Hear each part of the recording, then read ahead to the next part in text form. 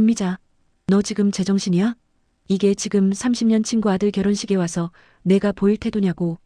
예식장 뒤편 화려한 화환들이 도열한 복도 끝에서 제 비명이 터져 나왔습니다. 목소리가 파들파들 떨렸고 손끝은 차갑게 식어갔습니다. 제 손에는 미자가 방금 건네준 봉투와 함께 그녀가 사람들 앞에서 떠들어댔던 모욕적인 언사들이 화살처럼 박혀 있었습니다. 미자는 당황한 기색도 없이 오히려 제 얼굴에 대고 명품 로고가 박힌 선글라스를 고쳤으며 콧방귀를 뀌더군요. 민수가, 너 왜 이렇게 예민해? 내가 틀린 말했니? 너희 집 사정 뻔히 아는데 내가 이 정도 챙겨줬으면 고맙다고 해야지. 남들 보기에 부끄럽지도 않아. 그 말에 저는 심장이 바닥으로 뚝 떨어지는 기분을 느꼈습니다. 사정이라니요.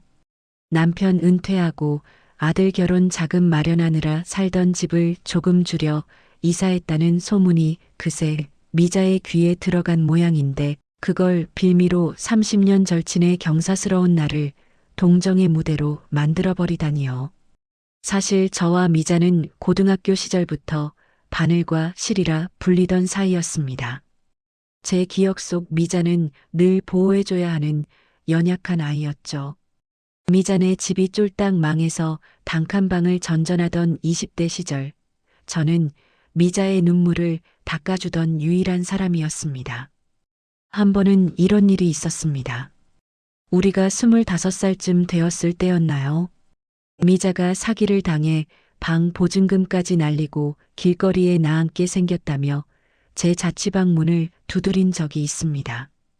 그때 저는 박봉의 격리직으로 겨우 입에 풀칠하던 시절이었지만 울고 있는 미자를 차마 내보낼 수 없었습니다. 미자야, 걱정 마. 나랑 같이 살자. 내가 밥 굶기겠니? 그 좁은 6평짜리 방에서 우리는 1년을 같이 살았습니다. 미자는 직장도 구하지 못한 채 매일 밤 술로 밤을 지새웠고 저는 퇴근길에 미자가 좋아하는 떡볶이며 족발을 사들고 가서 그녀를 달랬습니다. 제 월급의 절반이 미자의 식비로 나갔지만 저는 아깝지 않았습니다. 친구니까요. 미자가 지금의 남편을 만나 첫 데이트를 나갈 때도 기억납니다. 입고 갈 옷이 없다며 울먹이자 저는 제가 3달치 적금을 부어 샀던 맞춤 코트를 선뜻 내주었습니다. 이거 입고 나가. 너 오늘 제일 예뻐야 해. 그 코트를 입고 나간 미자는 사업가인 남편의 마음을 사로잡았고 그렇게 인생 역전의 발판을 마련했습니다. 미자가 화려한 결혼식을 올리던 날 저는 제 일처럼 기뻐하며 당시 제 전 재산이나 다름없던 축의금을 보냈습니다. 그때 미자는 제 손을 잡으며 말했습니다. 민수가 나 내 은혜 절대 안 잊어. 내가 잘 되면 너부터 챙기해. 하지만 세월은 사람을 변하게 하더군요. 미자의 남편이 하는 건설업이 승승장구하고 강남에 아파트를 여러 채 사면서 미자의 말투에는 서서히 급을 나누는 가시가 돋기 시작했습니다. 오늘 결혼식에서도 그랬습니다. 미자는 식장에 들어서자마자 축의금 접수대 앞에서 동창들이 다 들리도록 크게 떠들었습니다. 어머 민수가. 예식장이 생각보다 아담하네. 요새 호텔 아니면 주차하기 힘들어서 잘 안 오는데 그래도 친구 아들이니까 내가 특별히 우리 기사까지 물리고 직접 운전해서 왔어. 그러면서 그녀가 건넨 봉투에는 딱 10만 원이 들어 있었습니다. 요즘 물가에 친구 아들 결혼식 10만 원, 이상할 것 없죠. 하지만 문제는 그 다음이었습니다. 미자는 봉투를 내밀며 접수대에 앉아있는 제 조카에게 들으라는 듯 속삭였습니다. 예, 내 고모가 요새 집 이사하느라 현금이 좀 부족할 거야. 이 봉투 말고 내가 나중에 따로 조용히 불러서 큰 거 하나 더 챙겨줄 거라고 전해라. 민숙이 자존심 상할까봐 여기선 요만큼만 내는 거니까. 그 소리는 접수대 주변에 있던 제 다른 친구들과 친척들의 귀에 고스란히 들어갔습니다. 졸지에 저는 친구의 뒷돈이나 바라는 처량한 신세가 되어버린 겁니다. 제가 화가 나서 미자를 불러내자 그녀는 오히려 제 손을 잡으며 가식적인 위로를 건넸습니다. 민수가 화내지 마. 내가 오죽 답답했으면 그러겠니? 너 아들 전세 자금도 부족해서 전전긍긍한다며? 내가 명품 가방 하나 안 사고 그 돈 넣어주려고 챙겨왔어. 근데 너 여기 예식장 밥은 맛있니? 우리 남편은 이런 데서 밥 안 먹어서 나만 온 거야. 10만 원을 넣고 생색은 1억 원어치를 내는 그 태도. 제가 과거에 그녀에게 주었던 진심 어린 도움들을 한순간에 가난한 자의 주제넘은 참견으로 격화시키는 그 눈빛. 미자야, 너 기억 안 나니? 너 보증금 날리고 우리 집에서 1년 동안 밥 얻어먹을 때 내가 너 자존심 상할까봐 반찬 하나도 신경 써서 차렸던 거. 너 데이트 나갈 때 내 옷 내주면서 내가 무슨 마음이었는지 잊었어? 제 목소리가 파르르 떨리자 미자는 차갑게 웃으며 제 어깨를 툭 쳤습니다. 야, 김민수. 언제적 이야기를 하니? 그때 내가 나 도와준 거 사실 너도 우월감 느끼고 싶어서 그런 거 아니었어. 나는 직장 있고. 너는 거지니까 내가 이만큼 해준다 뭐 그런 거. 이제 내가 너보다 잘 나가니까 배 아파서 과거 들먹이는 거니? 우월감이라니요. 단 한 번도 그런 마음을 품어본 적 없던 제 가슴에 미자의 말은 대못처럼 박혔습니다. 복도 끝에서 신랑 입장 소리가 들려왔습니다. 제 아들이 가장 행복해야 할 순간 저는 가장 친했던 친구의 발밑에 제 자존심이 짓밟히는 것을 보고 있었습니다. 미자는 차갑게 돌아서며 가방을 고쳐맸습니다. 나 배고프다. 밥이나 먹으러 가자. 스테이크가 질기면 안 되는데. 미자가 떠난 자리, 저는 벽을 짚고 주저앉았습니다. 눈물이 왈칵 쏟아졌습니다. 이것이 제가 30년을 지켜온 우정의 결론이었습니다. 하지만 저는 여기서 무너지지 않을 겁니다. 미자가 그토록 자랑스러워하는 그 돈과 체면이 얼마나 천박한 것인지 제가 직접 증명할 작정이었으니까요. 아들의 결혼식이 어떻게 끝났는지도 모르겠습니다. 축하한다는 인사말이 귀청을 때릴 때마다 저는 그 소리가 마치 저를 조롱하는 환청처럼 들렸습니다. 피로 연장해서 손님들에게 인사를 돌고 있는데 제 가방 속 휴대폰이 짧은 진동을 반복하며 울려댔습니다. 고등학교 동창 20명이 모여있는 단톡방이었습니다. 불안한 예감을 안고 확인한 채팅창에는 아니나 다를까 미자가 올린 긴 글이 떠 있었습니다. 대놓고 욕을 하는 건 아니었습니다.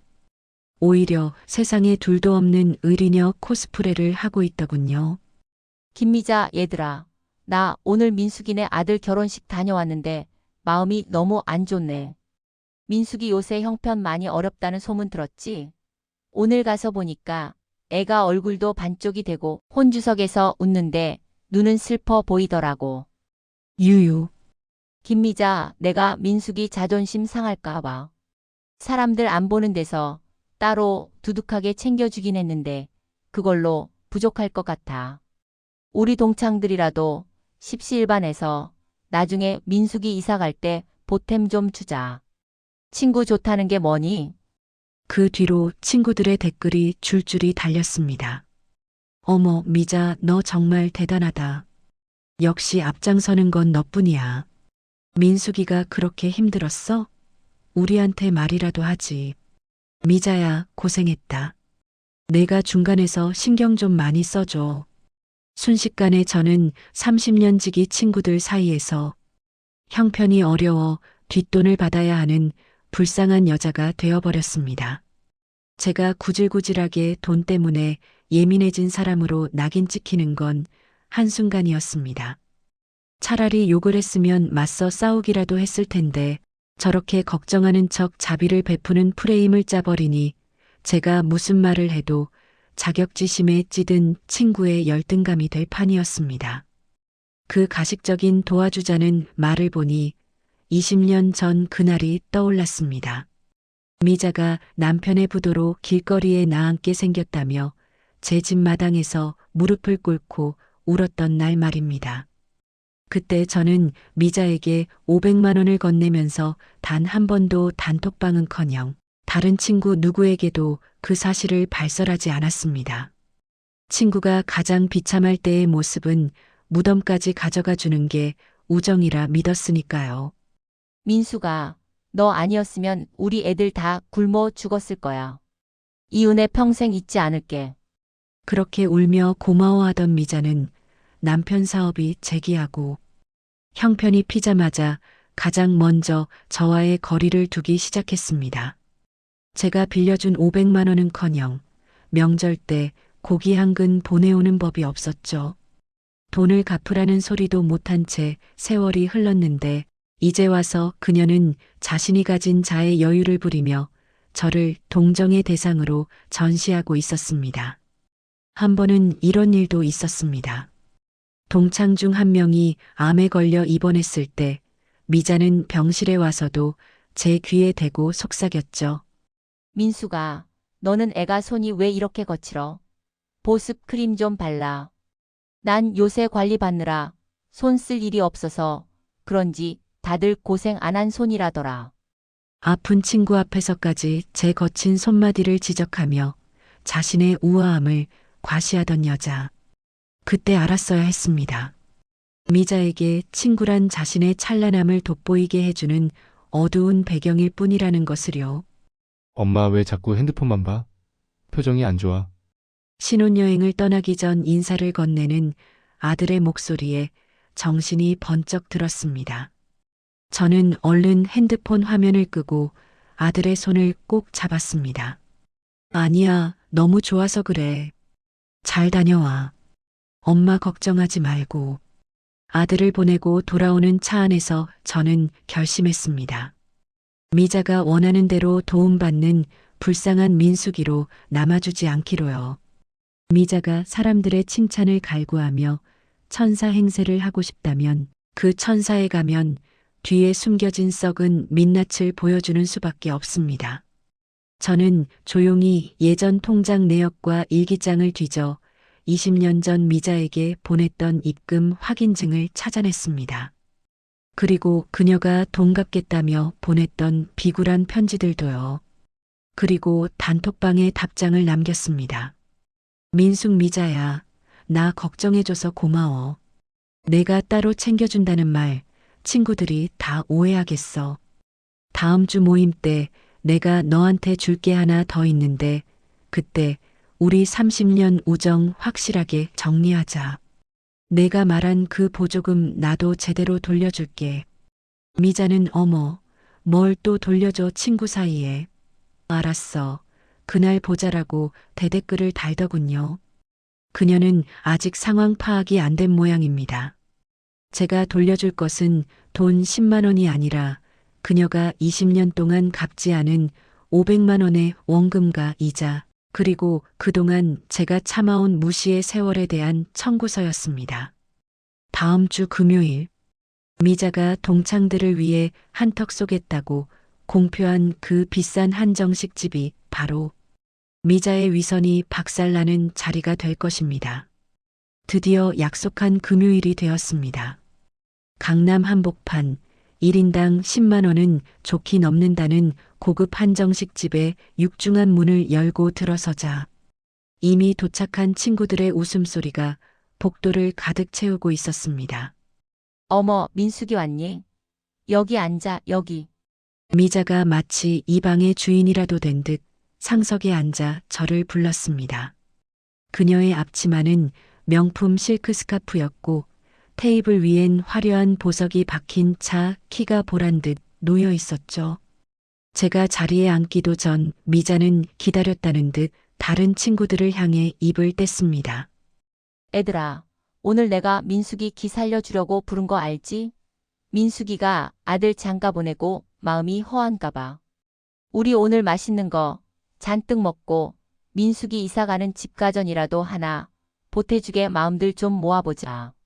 친구들은 역시 미자가 통이 커 민수가 너무 부담 갖지 말라며 저를 동정의 눈길로 쳐다봤습니다. 밥을 먹기도 전에 체할 것 같은 기분이었습니다. 미자는 제 접시에 전복 하나를 놔주며 속삭였죠. 민수가 비싼 거니까 많이 먹어. 너 요새 이런 거 구경하기 힘들었을 텐데. 저는 조용히 젓가락을 내려놓았습니다. 그리고 가방에서 정성스럽게 준비한 서류 봉투 하나를 꺼내 식탁 중앙 미자의 차키 바로 옆에 내려놓았습니다. 미자야, 밥 먹기 전에 내가 너한테 돌려줄 게 있다고 했지? 그 약속 지키려고 가져왔어. 방 안의 시선이 일제히 봉투로 쏠렸습니다. 미자는 여유로운 미소를 지으며 말했습니다. 어머, 무슨 봉투니? 아들 결혼식 때 내가 준 게 좀 많았나 보네. 친구 사이에 돌려주고 그러니 쑥스럽게. 아니, 결혼식 부조금 얘기하는 거 아니야. 이건 내가 20년 전에 나한테 빌려갔던 목숨값에 대한 청구서야.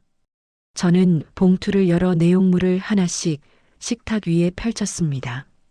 20년 전 잉크가 발해 희미해진 500만 원 입금 확인증, 그리고 미자가 돈을 빌리며 울먹이며 썼던 자필 편지, 마지막으로 최근 7년 동안 미자가 제 자존심을 긁어댔던 단톡방 대화 캡처본들이었습니다. 애들아, 너희는 몰랐지? 20년 전에 미자네 남편 부도 나서 애들 우유 쌀 돈도 없다고 내 마당에서 무릎 꿇고 빌었을 때 내가 적금 깨서 빌려준 돈 500만 원. 미자는 한 번도 갚은 적이 없어. 순간 방 안은 찬물을 끼얹은 듯 정적이 흘렀습니다. 미자의 얼굴이 순식간에 흑빛으로 변하며 입술이 파르르 떨리기 시작했습니다. 너, 김민숙, 너 미쳤니? 언제적 얘기를 지금 사람들 앞에서. 언제적 얘기냐고? 그래, 20년 전이지. 근데 미자야, 넌 그 돈 갚기는커녕 내가 어려워졌다는 소문 들리자마자 나를 구걸하는 여자로 만들었더라. 단톡방에 내가 마치 내 뒷돈이나 바라는 것처럼 써놓고 사람들 앞에서 동정표 얻으면서 내가 대단한 자선가인 척했지. 저는 미자의 눈을 똑똑히 쳐다보며 말을 이었습니다. 내가 낸 부조금 10만 원? 그래, 요즘 물가에 그럴 수 있어. 근데 그 10만 원으로 30년 친구를 친구들 앞에서 거지 취급하는 건 아니지. 내가 20년 동안 떼먹은 500만 원, 당시 가치로 따지면 지금 이 한정식집 통째로 사도 남을 돈이야. 근데 내가 언제 너한테 돈 갚으라고 동네방네 떠든 적 있니? 옆에 있던 영희가 당황한 듯 서류를 살펴보다가 나지막이 말했습니다. 어머, 이거 진짜 미자 필체 맞네. 민수가 내가 정말 이렇게까지 도와줬었어? 미자는 당황함이 극에 달하자 오히려 소리를 지르기 시작했습니다. 야, 내가 그 돈 안 갚으려고 안 갚았어. 살다 보니 깜빡할 수도 있는 거지. 그리고 너도 그때 나 도와주면서 우월감 느꼈잖아. 이제 와서 돈 아까우니까 치사하게 옛날 일 들춰내는 거야. 너 정말 무섭다. 우월감? 아니, 미자야. 나는 내가 우리 집 마당에서 울 때 같이 울었던 사람이야. 내가 잘 됐을 때 진심으로 박수 쳤던 사람이고. 근데 넌 내가 높아지니까 내가 내 과거를 아는 게 창피했나 보지. 그래서 나를 아예 밑바닥으로 눌러버려야 마음이 편했니? 저는 마지막으로 제가 뽑아온 이자, 계산서를 미자의 앞에 밀어 넣었습니다. 원금 500만 원에 법정 이자까지는 안 바랄게. 대신 내가 오늘 쏜다고 한 이 밥값, 그리고 내가 사람들 앞에서 나 모욕한 값으로 그 돈퉁 쳐줄게. 대신 조건이 있어. 오늘 이 자리 끝으로 나랑 너는 남이다. 그리고 이 서류들 너희 집으로 내용 증명 보내려다가 마지막 정으로 여기까지만 하는 거야. 미자는 씩씩거리며 가방을 챙겨 일어났습니다. 너희들 정말 실망이다. 어떻게 민숙이 말만 믿어?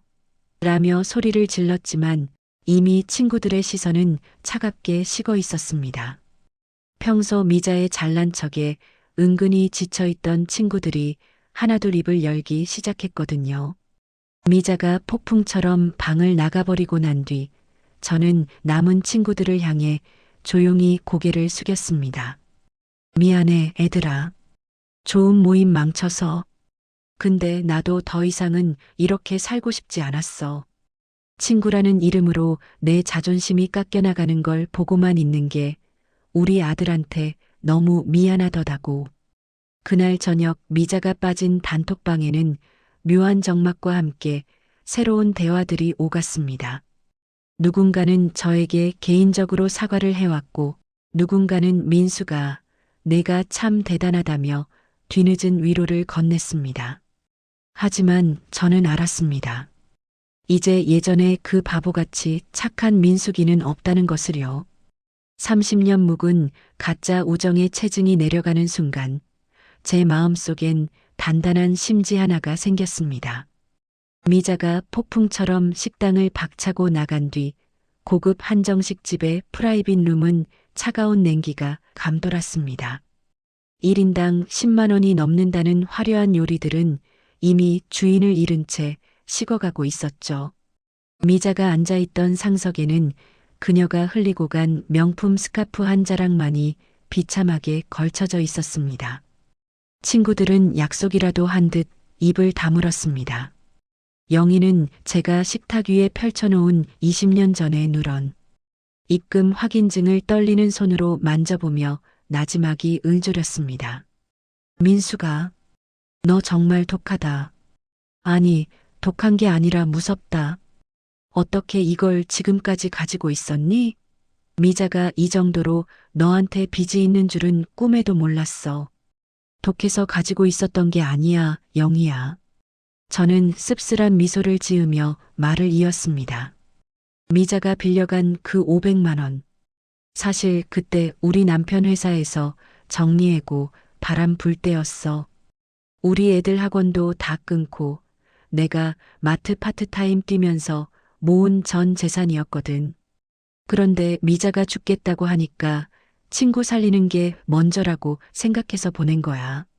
난 미자가 형편피면 당연히 먼저 말 꺼낼 줄 알았지. 근데 미자는 자기 집 평수 넓히고 외제차 살 때도 단 한 번도 그 돈 얘기를 안 하더라. 오히려 내가 돈 얘기 꺼내면 우리가 돈으로 얽힌 사이냐며 화를 내는데 그때마다 내가 죄인이 된 기분이었어. 그때였습니다. 식탁 위에 놓인 제 휴대폰이 요란하게 진동했습니다. 화면에 뜬 이름은 미자, 남편 박 사장님. 한때는 우리 남편과 의형제처럼 지냈지만 미자가 강남으로 이사하며 수준 안 맞는다고 선을 그은 뒤로는 명절 안부조차 끊겼던 분입니다. 저는 떨리는 손을 진정시키며 스피커폰을 눌렀습니다. 친구들도 숨을 죽이고 귀를 기울였습니다. 여보세요. 민숙 씨, 나 박 사장이야. 방금 우리 집사람이 울고불고 전화가 왔는데 이게 대체 무슨 일이야?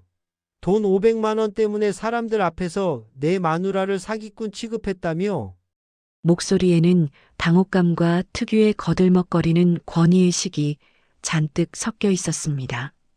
미자가 식당을 나가자마자 남편에게 전화를 걸어 상황을 자기 유리한 대로 왜곡해서 일러 바친 게 분명했죠. 아마 민숙이가 돈독이 올라서 옛날 일을 들춰내 나를 망신줬다고 했겠지요. 박 사장님 사기꾼 취급한 게 아니라 사실을 말한 거예요. 미자가 20년 전에 빌려간 500만 원, 사장님은 갚은 줄 알고 계셨나 보죠? 그건. 아니, 그때 우리가 좀 어려웠던 건 맞지만 친구 사이에 그걸 꼭 그렇게 서류까지 뽑아서 동네방네 망신을 줘야겠어. 우리 미자가 자존심이 얼마나 센 사람인데 지금 주변 친구들이 다 듣고 있다며? 거참 민숙 씨 사람이 왜 이렇게 변했어? 그의 오만한 말투를 들으니 15년 전의 일이 떠올랐습니다. 미자네가 다시 사업을 일으키고 처음으로 고급 아파트로 이사하던 날이었습니다. 집들이에 초대받아갔던 저에게 박 사장님은 우리 남편이 들으라는 듯 이렇게 말했었죠. 준호 민숙 남편 자네도 이제 기술직 때려치우고 사업을 해보게. 언제까지 남 밑에서 기름 묻히고 살 건가? 사람이 급이 맞아야 같이 놀지 않겠나? 그때 우리 남편은 자존심이 상해 술잔만 비웠고 저는 친구 남편의 성공을 축하해 주러 간 자리에서 비참함을 맛봐야 했습니다. 그 부부는 그때부터 이미 우리를 급이 다른 아랫사람으로 보고 있었던 겁니다. 박 사장님 자존심이요? 사장님 댁 자존심만 귀하고 제 자존심은 쓰레기입니까? 미자가 사람들 앞에서 제 아들 결혼식을 구걸 잔치로 만들며 짓밟은 제 자존심은 얼마를 입금해 주실 건데요? 돈으로 다 해결된다고 생각하시는 그 오만함, 사장님이나 미자나 똑같으시네요. 아니, 민숙 씨, 말이 너무 심하잖아. 우리가 그래도 30년 넘게. 사장님, 더 이상 질척이지 마세요. 입금은 하셔야죠. 원금 500만 원에 20년치 이자까진 안 바랄게요. 다만 오늘 이 전화를 끝으로 우리 인연은 끝입니다. 미자한테 전하세요. 다시는 제 이름 어디 가서 들먹이지 말라고요. 한 번만 더 제 뒤에서 민숙이 힘들어서 도와줬다는 식의 가짜 선행 베풀고 다니면 그땐 이 서류들 사장님네 건설사, 단톡방이랑 사모님들 모임에 다 뿌릴 겁니다. 전화를 뚝 끊어버렸습니다. 친구들은 입을 벌린 채 저를 쳐다보았습니다. 항상 좋은 게 좋은 거지라며 허허 웃던 호구 민숙이가 맞나 싶은 눈치였죠. 침묵을 깬 것은 0이었습니다. 민수가, 나 실은 미자가 저번에 나한테 했던 말이 생각나서 지금 너무 미안해. 저번 모임 때 미자가 나 따로 불러서 그러더라고. 너희 아들 전세 자금 없어서 미자한테 빌려달라고 사정사정했다고. 그래서 자기가 마음이 약해서 좀 챙겨주기로 했다고. 난 그게 진짜인 줄 알고 너한테 연락도 못했어. 자존심 상할까봐. 그 말을 듣는 순간 온몸의 피가 거꾸로 솟는 기분이었습니다. 제가 빌리지도 않은 돈을 빌렸다고 소문을 내고 다녔다니요. 미자는 제가 20년 전의 빚을 독촉할까봐 미리 저를 돈 빌리러 다니는 구걸뱅이로 만들어 제 입을 막으려 했던 겁니다. 치밀하고도 잔인한 수법이었습니다. 영희야, 나 미자한테 돈 빌려달라는 소리 단 한 번도 한 적 없어. 우리 아들 자기 능력껏 대출받고 우리가 보탠 돈으로 작게 시작하는 거야. 미자는 항상 그런 식이었어. 자기가 돋보이기 위해서 누군가를 깎아내려야만 직성이 풀리는 사람. 옆에 있던 다른 친구들도 하나둘씩 그동안 미자에게 당했던 서름들을 쏟아내기 시작했습니다. 맞아. 저번에 내 딸 파혼했을 때도 미자가 그러더라. 요즘 애들은 참을성이 없어서 그래. 우리 애들은 다 능력 좋아서 결혼도 잘하는 데라면서 은근히 비꼬는데 내 가슴에 대못을 박더라니까. 계산할 때만 되면 지갑 안 들고 왔다고 화장실 가던 게 한두 번이야? 그러면서 자기 쇼핑한 명품 백은 꼭 옆자리에 앉혀두고 상전 대접했지. 평소 미자의 재력과 기세에 눌려 찍소리 못하던 친구들이 제 반격을 기폭제 삼아 억눌렀던 감정들을 쏟아냈습니다. 저는 그 광경을 보며 묘한 허무함을 느꼈습니다. 인간관계란 참 부질없구나. 내가 목소리를 내지 않으면 아무도 내 고통을 알아주지 않는구나. 식사를 마치고 주차장으로 나오는데 휴대폰이 다시 울렸습니다. 입금 알림 메시지였습니다. 입금 박종철 미자 남편 마이너스 500만 원. 정확히 20년 전의 원금이었습니다. 그리고 곧이어 미자에게서 장문의 문자가 도착했습니다. 너 정말 무서운 애다. 500만 원 보냈으니까 확인해. 그리고 너 평생 그렇게 독하게 살다가 주변에 사람 한 명 안 남을 줄 알아. 수준 떨어져서 정말. 그 돈 가지고 평생 잘 먹고 잘 살아라. 마지막까지 수준 운운하며 자존심을 세우는 미자의 문자를 보며 저는 실소를 터뜨렸습니다. 저는 그 돈을 확인하자마자 망설임 없이 한 청소년 장학재단에 전액 기부했습니다. 기부자 명의는 30년 가짜 우정의 조의금으로 적어 넣었습니다. 그리고 기부 증서 캡처본을 미자에게 마지막으로 보냈습니다. 민숙, 내 돈 1원도 내 인생에 섞고 싶지 않아서 다 기부했어. 덕분에 내 30년 우정, 오늘로 아주 비싼 장례식 치렀다. 이제 나랑 관련된 소문 한 번만 더 들리면 그땐 법원에서 보자. 잘 살아라. 미자를 차단하고 운전석에 앉았습니다. 핸들을 잡은 손이 가볍게 떨려왔습니다. 30년 동안 저를 옥죄던 친구라는 이름의 거머리가 비로소 떨어져 나간 기분이었습니다. 창밖으로 저무는 노을이 유난히 붉고 아름다웠습니다. 기름 냄새와 찌든 전업주부의 삶 속에서 유일하게 의지했던 친구라는 환상이 깨졌지만 그 빈자리에는 비로소 나라는 사람이 서 있었습니다. 미자를 차단하고 집으로 돌아온 밤, 집안은 이상할 만큼 고요했습니다. 평소 같았으면 단톡방에서 미자가 올린 명품 자랑이나 맛집 사진에 좋아요를 누르거나 비위를 맞추는 댓글을 다느라 바빴을 시간이었죠. 저는 식탁 앞에 앉아 멍하니 거실을 바라보았습니다. 30년이라는 세월이 이렇게 문자 한 통과 기부, 증서 한 장으로 정리될 수 있다는 사실이 허망하면서도 말할 수 없는 해방감을 주었습니다. 휴대폰이 다시 진동했습니다. 미자가 없는 남은 친구들만의 새로운 단톡방이 만들어졌더군요. 민수가 아까는 정말 미안했어. 우리가 미자 기세에 눌려서 내 마음을 너무 몰라줬네. 나도 미안해. 사실 미자가 너 힘들다고 할 때마다 우리끼리 돈 모아야 하나 진지하게 고민했었거든. 그게 다 너를 깎아내리려는 수작인 줄도 모르고 사과와 자책이 섞인 메시지들이 줄줄이 올라왔습니다. 하지만 저는 예전처럼 아니야, 괜찮아라며 그들을 안심시키지 않았습니다. 대신 짧고 정중하게 답을 남겼습니다. 다들 마음 써줘서 고마워. 당분간은 나 혼자만의 시간이 좀 필요할 것 같아. 모임은 나중에 마음 편해지면 그때 보자. 저는 조용히 채팅방의 알림을 끄고 휴대폰을 뒤집어 놓았습니다. 이제는 남의 시선에 맞춰 제 감정을 억지로 가공하고 싶지 않았습니다.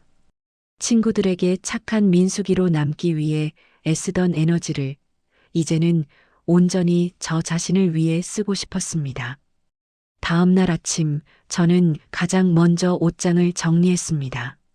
미자가 내 수준에 맞춰 입으라며 던져주듯 줬던 낡은 명품 코트들, 유행이 지나 입지도 못하면서 친구들 모임에 기 안 죽으려고 꾸역꾸역 걸어두었던 비싼 옷들을 전부 꺼냈습니다.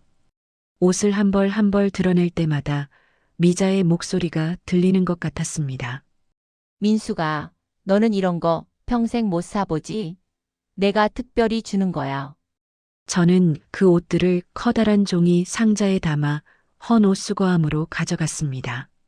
상자가 비워질 때마다 제 어깨를 짓누르던 무거운 돌덩이들이 하나씩 내려가는 기분이었습니다. 비워진 옷장 한 구석에는 제가 예전부터 배우고 싶었지만 돈 아깝다는 미자의 타박에 포기했던 유아도구들을 채워 넣었습니다. 야, 민수가. 그 나이에 그림은 무슨. 그럴 돈 있으면 피부 관리나 받아. 여자 값어치는 얼굴이야. 미자의 그 비뚤어진 조언이 제 인생에서 얼마나 많은 가능성을 거세해 왔는지 새삼 깨달았습니다. 저는 팔레트에 물감을 짜며 7년 만에 처음으로 소리내어 웃었습니다. 손마디는 거칠고 투박했지만 붓을 잡은 손끝에는 생기가 돌았습니다. 일주일 뒤 신혼여행에서 돌아온 아들과 며느리가 집에 들렀습니다. 저는 예전처럼 미자에게 보여주기 위해 무리해서 갈비찜을 하고 비싼 과일을 준비하지 않았습니다.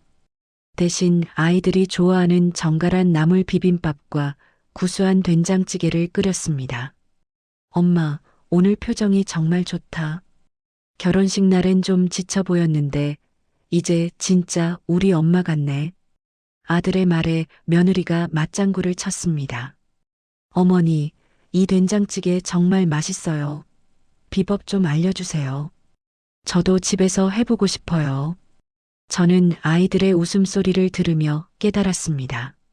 진정한 풍요로움은 10만 원짜리 한정식 식탁에 있는 것이 아니라 사랑하는 사람들과 나누는 이 소박한 온기에 있다는 것을요. 문득 며느리가 조심스럽게 물었습니다. 어머니, 그런데 그 미자 아주머님요. 단톡방에서 어머니 칭찬 엄청나게 하시더니 요새는 조용하시네요? 무슨 일 있으셨어요? 저는 며느리의 손을 꼭 잡으며 부드럽게 대답했습니다. 응, 아주머니랑은 이제 서로 가는 길이 좀 달라서 인사하고 헤어졌어. 우정에도 유통기한이 있나 보더라. 근데 걱정 마, 엄마는 이제야 진짜 자유로워졌거든. 몇 달 후 우연히 들른 마트에서 미자의 소식을 들었습니다. 미자, 남편의 건설사가 무리한 확장으로 자금난에 빠졌고 미자는 그토록 자랑하던 강남 아파트를 팔고 경기도 외곽으로 이사했다는 이야기였습니다. 예전 같았으면 어떻게 도와줘야 하는 거 아니야? 라며 발을 동동 굴렀겠지만 저는 그저 담담하게 고개를 끄덕였습니다. 인과응보라는 거창한 말을 쓰고 싶지는 않았습니다. 그저 그녀가 이제는 화려한 껍데기가 아닌 자신의 초라한 알맹이와 마주할 시간이 왔을 뿐이라고 생각했습니다. 저는 장바구니에 싱싱한 채소와 남편이 좋아하는 고기 한 근을 담았습니다. 집으로 돌아가는 길, 공원 벤치에 앉아 지는 해를 바라보았습니다. 30년 동안 저는 친구라는 명분으로 제 자존심을 깎아먹으며 살았습니다. 하지만 이제 제 곁에는 가짜 우정이 남긴 화려한 꽃다발 대신 조용히 곁을 지켜주는 가족과 제가 직접 그린 서투른 그림 한 점이 남았습니다. 중년의 나이에 시작한 홀로서기는 생각보다 외롭지 않았습니다. 오히려 불필요한 인맥을 걷어내고 나니 진짜 소중한 인연들이 더 선명하게 보이기 시작했습니다. 저는 휴대폰을 꺼내 미자가 없는 친구들의 단톡방에 사진 한 장을 올렸습니다. 제가 오늘 완성한 노을 지는 공원의 풍경화였습니다. 민숙 얘들아, 나 오늘 그림 하나 완성했어. 나중에 우리 집 오면 차 한 잔 마시면서 같이 구경하자. 이번엔 한정식 집 말고 그냥 우리 집 마당에서 소박하게. 친구들의 따뜻한 댓글이 달리기 시작했습니다. 저는 더 이상 답장을 재촉하지도 남의 시선을 의식하지도 않았습니다. 그저 불어오는 바람을 느끼며 오늘 저녁 메뉴를 고민할 뿐이었습니다. 30년 만에 찾은 평화였습니다. 기름 냄새와 타인의 독설에 찌들었던 민숙이는 이제 없습니다. 오늘 저는 비로소 제 이름 민숙으로 당당하게 계절을 맞이하고 있었습니다.